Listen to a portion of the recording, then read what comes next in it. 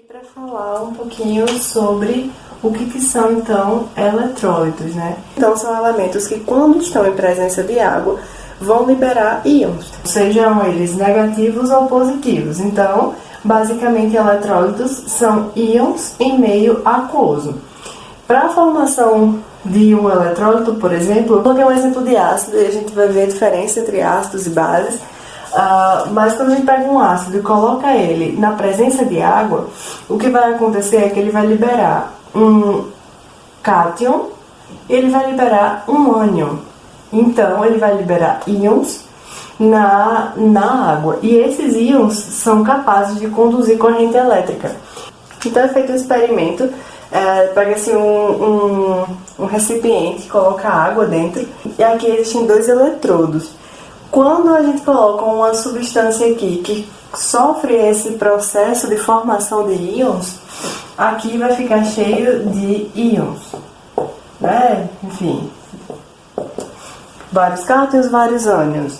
Esses cátions e esses ânions, então, eles vão ser capazes de conduzir eletricidade, fazendo com que a lâmpada acenda. Então, se tiver íons, a lâmpada acende. Se não tiver esses íons aqui, então se a substância não produzir esses íons, a lâmpada não apaga. A lâmpada não acende. Então, para a lâmpada acender, nesse caso aqui, precisa ter condução de eletricidade, precisa ter condução desses elétrons. Isso só acontece se a substância que se colocar aqui dentro produzir esses íons. E é por isso que a gente tem que entender esses processos de separação. Vou pegar uma substância e vou separar ela, e nessa separação vai produzir íon ou vai produzir outra coisa. E é por isso que a aula de hoje é sobre ionização e dissociação. Quem é que sofre o quê? E qual é a relação disso com as ligações iônicas e covalentes? Então, oi gente, professora Brenda aqui, e hoje a gente vai falar sobre ionização e dissociação. Então, eu vou pegar um exemplo que eu já falei com vocês nos vídeos anteriores e falei na aula presencial, que é o exemplo do sal de cozinha, o NaCl, e do ácido fluorídrico, que é o HF. Então, vamos fazer as reações dessas substâncias aqui para tentar entender esses dois processos. Então, com a tabela periódica à mão, eu vejo que o Na, vou separar essas duas moléculas aqui, esses dois elementos. E eu estou vendo aqui na tabela periódica, então, que o Na, que o sódio é da família 1A. Portanto, ele vai ter um elétron na camada de valência. O cloro está aqui na família 7A. Portanto, ele vai ter 7 elétrons na camada de valência. 1, 2, 3, 4, 5, 6, 7.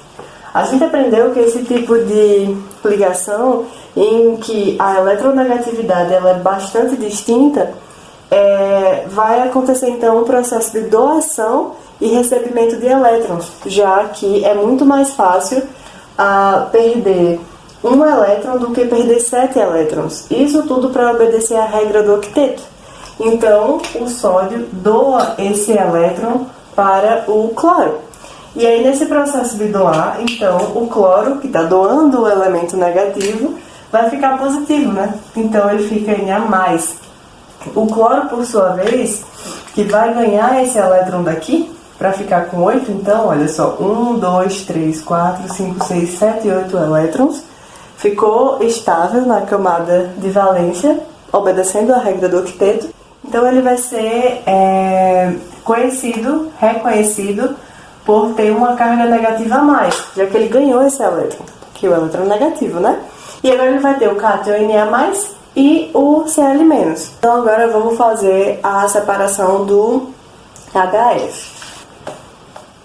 Hidrogênio e aqui o flúor. O hidrogênio está na família 1A, então ele tem um elétron na camada de valência. O flúor está na família 7A, então ele tem 7 elétrons na camada de valência, semelhante ao cloro. 5, 6, 7. Beleza. Aí, como é que faz? É realmente mais fácil doar 1 do que receber 7, né? O problema é que o hidrogênio é uma seção. Então a gente aprendeu que elementos com exceção do hidrogênio, eles se estabilizam com 8 elétrons na camada de valência. O hidrogênio se estabiliza com apenas 2. Então, nesse caso aqui, precisa de mais um para se estabilizar. E o flúor também precisa de mais um para se estabilizar. Mesmo que eles tenham uma eletronegatividade muito diferente, né? Um está na família 1A e o outro na família 7A. Nesse caso aqui, quem está na família 1A é o hidrogênio, que é a exceção. Então, eles dois só precisam de um elétron para conseguir ficar estáveis. Então, nesse caso aqui, vai haver uma coisa chamada compartilhamento. E esse compartilhamento, a gente viu que pode ser indicado por essa forma aqui, né, tracinho no meio, e é chamado de ligação covalente. Tá, então vou pegar outros dois exemplos aqui, certo? O HCl é um ácido chamado ácido clorídrico, que é o ácido que a gente tem lá no nosso estômago para digerir proteínas. Então vamos fazer a separação desses dois elementos aqui, tá aqui e o Cl aqui. A gente viu que o hidrogênio ele é da família 1A, então ele tem um elétron na camada de valência. A gente viu que o cloro, se der branco, vai na tabela periódica de novo, mas a gente viu que o cloro é da família 7A, então ele tem 7 elétrons na camada de valência. Como a gente viu que o hidrogênio é a exceção da regra do octeto, então a gente sabe que esses elementos aqui vão compartilhar esse elétron. Como assim? O hidrogênio, ele se estabiliza com 2 elétrons na camada de valência. Então, ele tem esse aqui que é próprio dele, ele tem o outro do cloro que agora está sendo compartilhado. Então, 2, ficou estável. No caso do cloro, ele precisava de só mais um elétron para ficar com 8 na camada de valência e, portanto, ficar estável. Então, o que vai acontecer? Vamos contar. 1, 2, 3, 4, 5, 6, 7, que já eram dele, e o 8 agora que está sendo compartilhado com o hidrogênio. Então, isso aqui agora ficou estável. Então, essa ligação que tem compartilhamento chama-se ligação covalente. Imagina que a gente vai pegar esse HCl e vai colocar em água. Então, quando se coloca em água, essa ligação que existe aqui no compartilhamento de elétrons é rompida. E quando essa ligação ela é rompida, o elétron que estava sendo compartilhado, ele pula para onde ele pula para o elemento mais eletronegativo, porque ele tem porque o elemento eletronegativo tem esse poder maior de puxar o elétron. Então, o cloro fica, como ele puxou o elétron para si, ele vai ficar Cl-, e o hidrogênio que perdeu o elétron se afastou dele, então o negativo se afastou, ele ficou positivo, ele é representado como H+. Então eu tinha uma ligação covalente que na quebra dessa ligação formou íons. Então se teve a formação de íons, essa reação é chamada de ionização. Eu já vou dar um spoiler para vocês e dizer que a ionização ela é frequentemente a reação que acontece nos ácidos. Processo, eu peguei o exemplo aqui do CaOH2. Então, assim, esse composto tem essa molécula que chama hidroxila. E a hidroxila, via de regra, ela é negativa. Ela sempre vai ser negativa. Então, eu vou separar esse composto aqui do lado. Ca, cálcio e hidroxila. Só que aqui na minha fórmula tá mostrando esse 2-inho. Então, esse 2-inho significa que tem 2 moléculas dessa daqui. Então, vou ter 2 moléculas de OH, de hidroxila. Eu disse que a hidroxila ela é negativa, né? Então, essa daqui vai ser negativa e essa daqui também vai ser negativa. Então, eu tenho 2 hidroxilas negativas.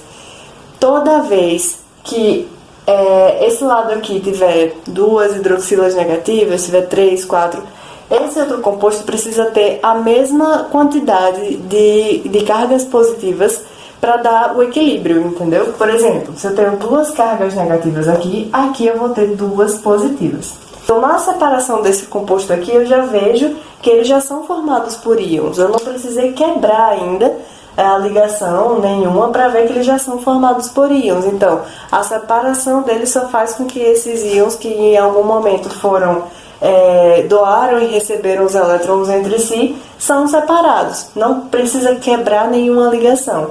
Então, esse tipo de ligação aqui, esse tipo de reação aqui, é chamada de dissociação. Essa reação aqui acontece em bases. Então, agora a gente precisa entender qual é a diferença entre ácidos e bases. Primeira coisa é que ácidos sofrem ionização e bases sofrem dissociação. Quando a gente olha numa reação, a gente vai ver de cara assim, quem é o ácido e quem é uma base, por conta então da presença do H+ nos ácidos e nas bases da hidroxila, OH-.